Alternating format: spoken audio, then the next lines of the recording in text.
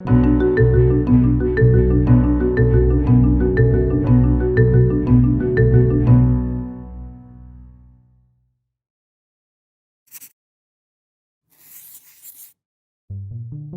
Belarusian consulate in New York City closed on Thursday upon the request of the US government.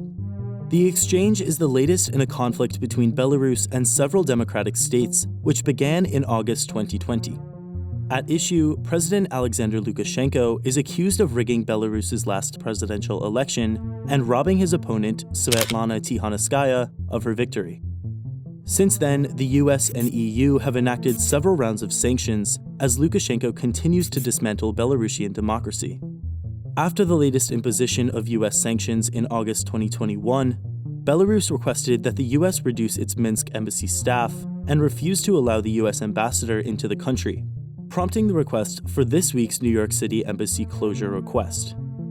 The US and EU are hesitant to take further action against Belarusian authoritarianism due to its ties with Russia. Russia will continue to support Belarus, but must find additional means to counteract the impacts of Western sanctions. In the long term, without a regime change, Russia and Belarus will likely be completely isolated from democratic states and will instead rely on autocratic leaders who support them.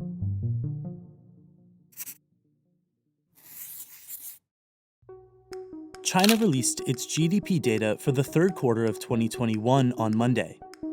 Beijing experienced its biggest slump of the year, posting a 4.9% GDP growth, short of the 5.2% projections. Analysts blame the slow growth on COVID restrictions and on electricity shortages, which stifled factory production. But China's visible economic stress and slowdown are only partially due to the pandemic.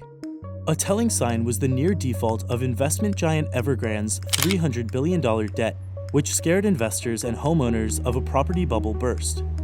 China's struggles signal continued complications for the global economic recovery and also expose the weaknesses of China's state-run capitalism. As the Commerce Ministry aims to boost foreign investment, expect China to deepen its ties with the US and EU in search of new trade agreements.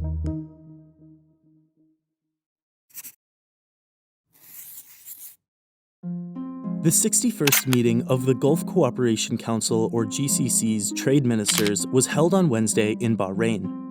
The GCC trade ministers discussed two potential European trade deals at Wednesday's meeting, one with the United Kingdom and one with the European Union. The UK deal, which the British government has already opened consultations on, is a new initiative unlike the EU deal. Since 2008, negotiations on the EU deal have stalled, but were tentatively reopened on the sidelines of the UN General Assembly earlier this year. The UK is much more likely to be eager for a bilateral trade deal than the EU. The British government has a strong relationship both militarily and economically with the bloc, and will look to deepen that relationship further. British citizens' concerns about the GCC's human rights abuses will likely be overruled in the name of removing barriers to Gulf investment in Britain and increasing British arms sales to the bloc.